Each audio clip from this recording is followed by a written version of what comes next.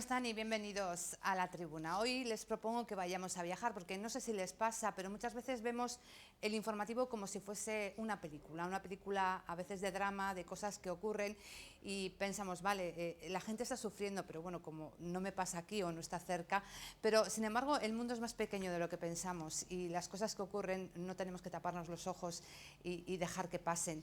Y hay gente como la invitada de hoy, que está al otro lado del Skype, Elizabeth, que lo sabe muy bien. Elizabeth, bienvenida, lo primero a la tribuna. Muchas gracias por invitarme, un placer. Bueno, no he hablado al principio de dónde estás, dónde te encuentras. Pues yo estoy ahora mismo en Ramallah, en Palestina, una ciudad que está a 15 kilómetros al norte de Jerusalén y está como a 80 kilómetros de la Franja de Gaza. Bueno, y llevas ya allí unos años, ¿no? Tú eres periodista y cooperante, ¿no? Sí, primero estudié periodismo, aunque ahora mismo no lo ejerzo, y entre medias pues empecé a estudiar derechos humanos, relaciones internacionales, cooperación internacional para el desarrollo, y poco a poco pues fui metiéndome de manera profesional, primero formándome y después trabajando de manera profesional en el ámbito de las organizaciones no gubernamentales para el desarrollo, y desde 2015 trabajo con la asociación Paz con Dignidad, que tiene sede ahí en Bilbao. Bueno, es una organización no gubernamental que trabaja no solamente ahí en esa zona, sino en otros puntos del mundo y donde se habla de solidaridad, de derechos humanos y de cooperación como para hacer un mundo más justo, ¿no? Que yo te he oído decir en alguna ocasión que es un poco lo que te mueve.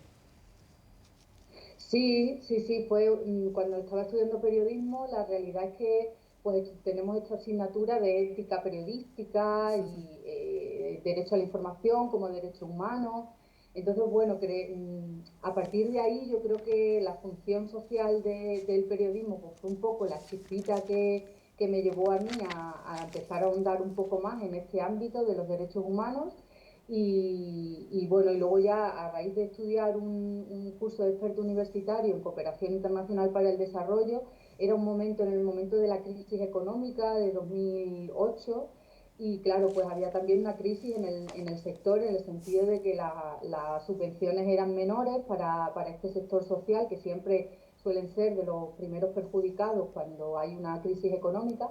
Entonces vimos la importancia de que desde la comunicación también tenemos o sea, había un espacio para contribuir a que el trabajo que hacen las organizaciones, las ONG, se conociese más, que la gente sepa realmente pues cómo funciona el sector, a qué nos dedicamos, cómo se gestionan los fondos, que también es algo que hay ahí como siempre se pone en duda, ¿no? Entonces, como que teníamos ahí una responsabilidad, y eso fue también lo que ya me movió definitivamente a decir, yo tengo que contribuir a todo esto, ¿no? Y luego ya, pues, desde Paz con Dignidad me dieron la oportunidad de estar aquí en Palestina como técnica de proyectos. Ya la faceta periodística no está tan presente, pero sí me ha dado la oportunidad pues de conocer el sector mucho más en detalle, cómo nos movemos en red con otras para construir esas alianzas que nos permitan avanzar hacia un mundo más justo. Bueno, me dices que no estás ejerciendo, pero en realidad sí, porque estás haciendo un poco las dos cosas. Estando ahí como estás y como vamos a hablar ahora de lo que ocurre en Palestina, también la labor yo creo que es muy importante de divulgar y que la gente sepa desde dentro. Que ese informativo que yo decía al principio que vemos, pasamos, decimos, bueno, que no me toca cerca, ¿no? Pero hoy me traes, creo, una buena noticia después de 11 días que han sido muy duros. Sí, sí, ya esta madrugada, a las 2 de la madrugada, ha entrado en vigor el alto al fuego entre Hamas y el Estado de Israel, y bueno, por lo menos ya van a cesar los bombardeos que han sido pues muy duros y muy intensos, como la gente de Gaza dice, como nunca los han recordado en estos 15 años de bloqueo que llevan. Y también han cesado pues el envío de cohetes desde Hamas hasta Israel, ¿no? Entonces, bueno, pues por ese sentido es una muy buena noticia, que esperemos que se respete ese alto al fuego. Bueno, o sea, es una noticia un poco agridulce porque ha habido muchas muertes y muchas personas heridas y claro, ha habido también una situación que no se producía antes, que ha sido un levantamiento generalizado de toda la población palestina dentro de Cisjordania, desde Gaza, pues en forma pues, de ese conflicto armado, y dentro de Jerusalén, dentro de las poblaciones palestinas o sea, poblaciones palestinas que están en Israel, incluso fuera de ellas, las comunidades palestinas que están presentes en todos los países del mundo, ¿no? Entonces ha habido como una unidad que nunca se había producido y que no se sabe ahora qué va a pasar con eso, ¿no? Porque los problemas en Palestina no solo ocurren en Gaza y no solamente esas agresiones periódicas militares a Gaza, sino que es una constante. Entonces el sistema de ocupación y apartheid todavía está presente y el reto ahora, a ver qué va a pasar con todo esto. Sí, porque dicen que es un alto el fuego frágil. De hecho, a ti no te gusta hablar de guerra. Dices que estamos hablando de alguien que ocupa y una población ocupada, ¿no? Es el punto de vista, ¿no? Y además, luego tenemos las cifras de lo que ha pasado en estos 11 días. La desigualdad es evidente, ¿no? Porque en la zona de Palestina han muerto más de 200 personas, muchísimos niños, muchísimos menores. En Israel 12, ¿no? 12 personas creo que se tenían contabilizadas, 2 menores. Hay una desigualdad que es evidente, ¿no? Sí, la desproporcionalidad de personas afectadas es, pues eso, los datos están ahí. No solo que no me guste hablar de guerra, sino que yo creo que los datos lo avalan y los focos donde Israel ha bombardeado, pues también lo confirman, porque han sido puntos residenciales de la ciudad de Gaza, en medio de la ciudad de Gaza, que está superpoblada. Además de las personas que han muerto y personas heridas, más de pues, en torno a 4.000, hay 90.000 personas desplazadas de sus hogares.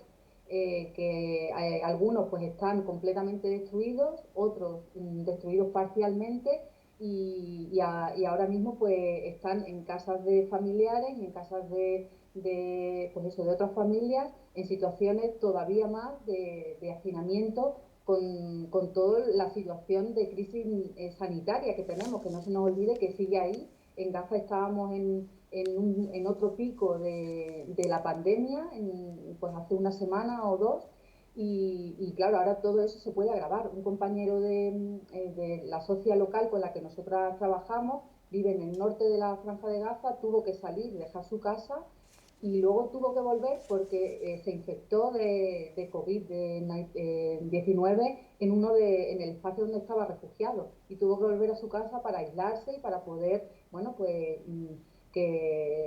poder mantener a salvo al resto de personas que estaban en ese momento en el mismo espacio. O sea que es una situación dramática otra vez. Sí, porque se juntan las dos cosas, ¿no? Y al final decíamos que esto no es algo puntual, que un 10 de mayo jamás tire proyectiles hacia Israel, sino que viene ya de hace 73 años, ¿no? De ese 1948, Nabak creo que se denomina o lo denomina, no sé si lo he pronunciado bien, ¿no? Eso es, cuando más de casi 1 millón de personas de Palestina tuvieron que salir cuando se decretó el Estado de Israel de forma unilateral, ¿no? No sé si qué te parece, Eli, si escuchamos a Anis, que es una persona refugiada, sus padres salieron de allí en 1948, vive en Durango y nos contaba esta historia. Yo soy bueno, yo nací en el Líbano, en realidad, pero mis padres nacieron en Haifa.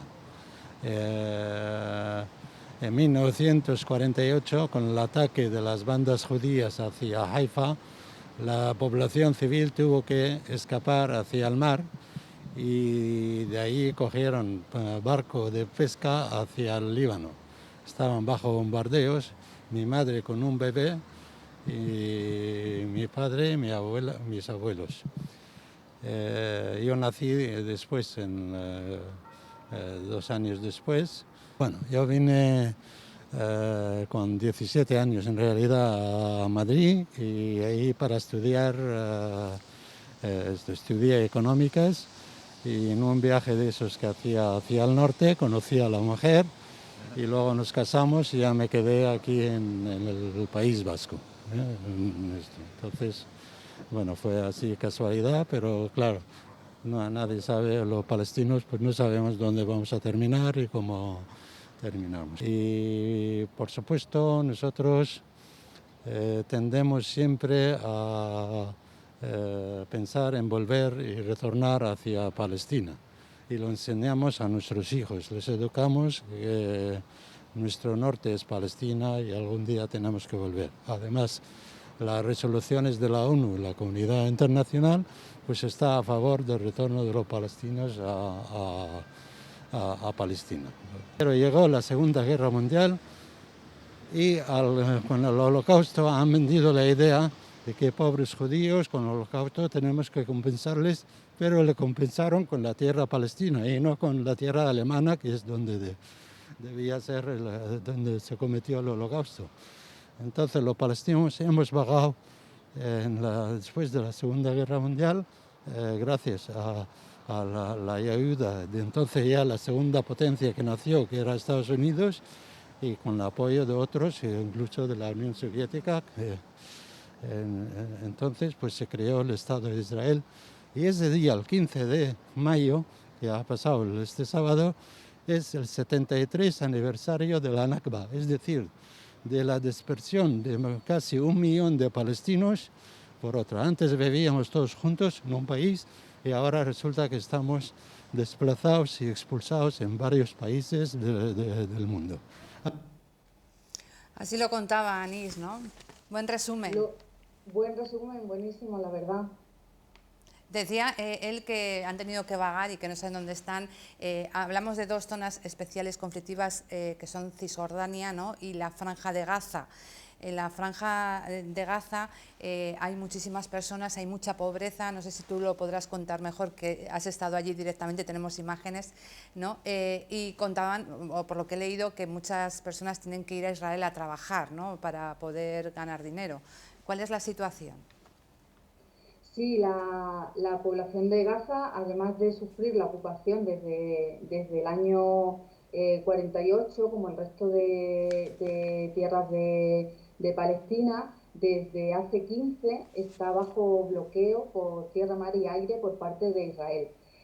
Tanto en Gaza como en Cisjordania se da la circunstancia de que pues la gente, pues lo que ha explicado Anís, ¿no?, en la relación antes de la Nakba del 48, pues era una relación bueno, pues de vecinos, de gente que convive sin ningún tipo de problema.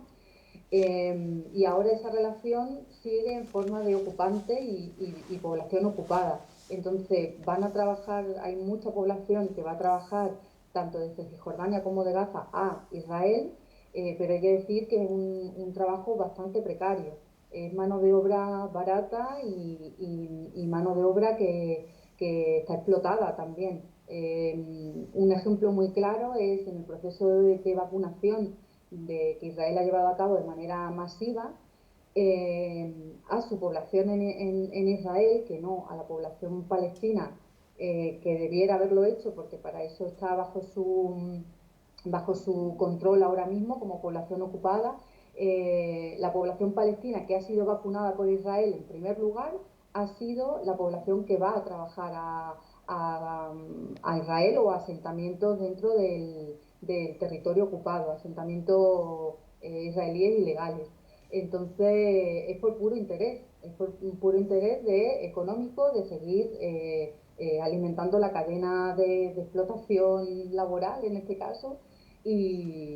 Y bueno, desde el bloqueo es verdad que ha bajado mucho el número de personas que van a trabajar desde la Franja de Gaza a Israel porque se necesitan permisos que concede la autoridad militar y no son fáciles de conseguir.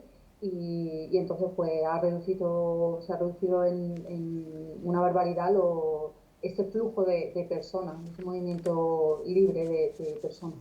Hechos como el que habéis vivido, aunque no sé si con tanta intensidad, ¿no? Ha ocurrido durante más años, creo que 2008, 2012 y el último 2014, ¿no? Ahí Israel tuvo una fuerte oposición a nivel internacional por cómo estaba actuando, y hay quien dice que declaró esa especie de alto el fuego, pero que no era del todo real, ¿no? Sino que era un poco de cara a la galería, ¿no? De esperar, por un lado, también a que el gobierno de Palestina se viniese abajo, ¿no? Y él mismo, ¿no? Un poco la imagen de ese gobierno fuese contra él por cómo estaban actuando, pero que ha ido ocupando poco a poco, ¿no? Sin dar tanta sensación de que lo estaba haciendo a nivel internacional, pero sí que ha ido actuando y siguiendo con esa ocupación, ¿no? Sí, sí, desde No sé si lo he luego explicado bien, que ¿eh? Que me he enrollado un poco, pero más o menos. o sea, lo que ocurre en Gaza es como la punta del iceberg de todo lo que las políticas de ocupación y de apartheid que lleva a cabo el Estado de Israel desde, pues, desde hace 73 años.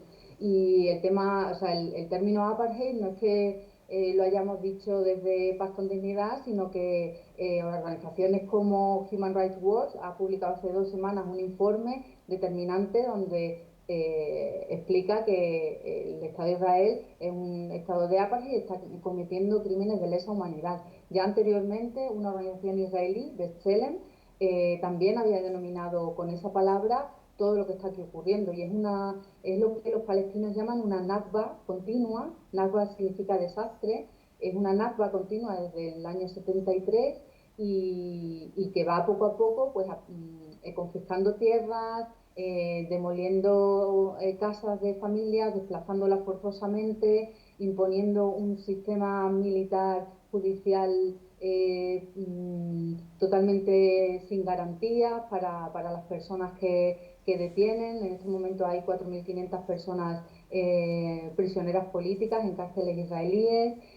Incluso dentro del territorio israelí, que hay poblaciones palestinas, la discriminación es total en cuanto a servicios, en cuanto a acceso a derechos, en cuanto a seguridad. De hecho, ahora hemos estado también viendo cómo ha habido un montón de enfrentamientos entre población civil israelí armada contra población palestina, y el rol de la policía ha sido totalmente ausente, o de protección de los agresores. Hemos visto imágenes súper crudas de personas civiles israelíes sacando de un coche a un palestino y apaleándolo en la calle, y no hay consecuencias. El problema es que nunca ha habido consecuencias para Israel, la impunidad es total, y por eso ha podido seguir manteniendo este sistema de discriminación tan brutal y tan evidente en el terreno. Cuando la gente viaja y lo ve, es como cómo no están produciéndose medidas contundentes contra el Estado de Israel para que termine con estas políticas. Decíamos que las armas son muy diferentes, ¿no? Porque está Israel, que tiene ese cinturón, esa cúpula de hierro, creo que le han denominado, ¿no? Que ahora mismo se comenta que es una especie, pues eso, de cúpula, ¿no? De que cuando le llegan los proyectiles desde Palestina, esa cúpula es capaz de que la mayoría no alcancen su objetivo, ¿no? También he leído que lo que hacen en Palestina es tener ayuda de Irán, no sé si es así, y que a través de túneles subterráneos que llegan desde Sinaí le llegan los proyectiles que utilizan, que claro, son a menor escala, ¿no? Evidentemente, ¿no? Bueno, yo los detalles de cómo funciona el brazo armado de Hamás en la Franja de Gaza, pues no los conozco. Sé que las relaciones políticas en Oriente Medio, entre los países de Oriente Medio, pues son también bastante complejas, y un país como Irán, que es abiertamente y declarado anti Estados Unidos, pues apoya a la resistencia armada en diferentes países, también desde Líbano o desde Siria incluso. Bueno, pues se apoya, ya no sé si tanto con armas directamente o con pues el apoyo político en cuanto a líderes que están exiliados allí o que trabajan desde allí para, bueno, pues seguir enfrentando estas políticas de ocupación. Para explicar a la gente en lo que es Palestina, el gobierno, está el partido del presidente Abbas, ¿no?, que es Al-Fatah, y luego está Hamas. Puede haber también un interés por parte de Hamas, que creo que son los que primero han lanzado los proyectiles, ¿no?, a Israel, en demostrar nosotros somos aquí los que defendemos a los palestinos. O sea, puede ser también una lucha interna entre ellos. La lucha interna entre Fatah y Hamas es histórica y sus diferencias son evidentes. Y bueno, tenemos el caso de que iba a haber elecciones y el presidente Abbas las ha cancelado, ¿no? Puede haber una lectura en ese sentido. Yo todavía no he podido como, bueno, pues charlar con amistades palestinas para que me analicen en ese sentido, pero es verdad que los discursos oficiales de Hamas para justificar el lanzamiento de cohetes fue la defensa de Jerusalén, de Sheikh Jarrah y de los ataques y los enfrentamientos dentro de la mezquita de Al-Aqsa. Entonces, pues sus luchas internas yo creo que también forman parte de un poco lo que está pasando, los resultados esperados de todo esto, pero yo prefiero esperar a ver que esas conversaciones con amistades de aquí para tener una idea clara, porque realmente este contexto es súper complejo. Como has dicho, como hemos hablado antes, ¿no? No es solamente Israel-Palestina, es toda la zona de Oriente Medio y todos los movimientos políticos que se producen aquí y sobre todo la relación con Estados Unidos y el peso que tiene sus movimientos políticos. De hecho, el alto al fuego o una resolución de Naciones Unidas, un acuerdo en el marco del Consejo de Seguridad de Naciones Unidas ha sido posible porque Estados Unidos ha dicho que sí, si no, bueno, estaba paralizando una declaración del Consejo de Seguridad. Así que es Sí. muy complejo. No, decía que ponían que se han hecho encuestas en Israel de a ver si la gente quiere seguir con la lucha y que más de un 70% había dicho que sí, sobre todo creo que los que viven en la zona que es colindante, ¿no?, que sufren un poco las invasiones de grupos armados y que me imagino que también cometerán crímenes atroces, ¿no? Entonces, no sé si os creéis esas encuestas o creéis que están manipuladas. Puede ser que normalmente la población palestina en el 48, en lo que hoy es Israel, pues tiene una vinculación particular con Jerusalén, por ejemplo, pero también la división geográfica que ha provocado la ocupación, hay un muro físico de 8 metros de alto que separa la población de Cisjordania con la población de Jerusalén o del 48 y ya no digamos la Franja de Gaza, que está totalmente aislada físicamente. Entonces ese aislamiento físico también ha producido un debilitamiento de ese sentimiento de pertenencia al ser palestino o palestina. Pero yo creo que ahora se ha reforzado, esos lazos identitarios se han reforzado y puede ser que la mayoría, que sobre todo la gente en el 48 esté más animada a continuar pues movilizaciones porque se den pasos más allá de un alto fuego en Gaza, porque como decíamos al principio, la ocupación continúa, las medidas de control de la población, de limitación de derechos, libertad de movimientos continúan y supongo que es por ahí donde está el reto ahora de ver cómo continuar y aunar fuerzas de todos sitios. Sí, porque es como algo enquistado, ¿no? Y encima va sumando heridas como los fallecidos que hay ahora que sumar, ¿no? Entonces la situación es bastante complicada. Se me está acabando el tiempo, Eli. Se pasa muy rápido y la verdad es que esto estaríamos hablando yo creo que horas y horas, ¿no? Me comentabas también que hay que unir la situación que vivimos, que ya estáis vacunados allí mucha gente, que aquí parece que vamos más lentos cuando hablamos, ¿no? Sí, bueno, como comentaba, ¿no? La población israelí está prácticamente más de la mitad de su población está ya vacunada. Creo que iban a empezar ya con población adolescente. En Israel solo ha vacunado a población palestina de su interés. A la gran mayoría no la está vacunando, pese a que es su deber como potencia ocupante. Pero bueno, la autoridad palestina ya ha empezado también un proceso de vacunación que va muy lento, que va dependiendo de las donaciones de vacunas que le llegan por diferentes vías. Y bueno, Qué pues vacunas os llegan, por curiosidad? pues aquí yo creo que tenemos de todas. De Está la todas. Pfizer, está Moderna, han llegado también Sputnik Ujú. y AstraZeneca. O sea, de todas. Entonces, y el proceso también eso va lento y bastante desigual De en una a otra. Cisjordania y en Gaza. Ahora en Gaza, imagínate, con la situación como está, pues imagino que estará totalmente parado. De hecho, el único laboratorio donde se hacen las pruebas PCR totalmente destruido. Entonces, pues no sabemos ahora qué pasará con este tema del COVID. Pues a ver si te dejan pasar, que sé que tienes ganas, que llevas, me has contado, un año sin poder ir por la situación, ¿no?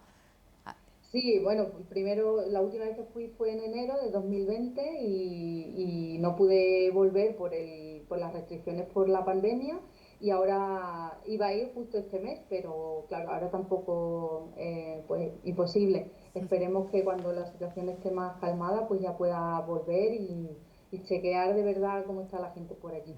Pues Eli, muchas gracias de corazón por acercarnos ese mundo que nos parece a veces distante. Cuando vayas, como estamos en contacto, me cuentas a ver cómo está la situación y no digas que no eres periodista porque de esta forma, dando a conocer el trabajo que hacéis, también unes periodismo, cooperación, solidaridad, muchas más cosas que los que ejercemos la profesión y estamos sentados no podemos hacer. Así que tienes doble mérito, Eli. Muchas gracias. Pues un beso muy grande y estamos en contacto. Un abrazo, hasta la próxima. Pues nosotros desde Palestina, directos a casa, volvemos la semana que viene.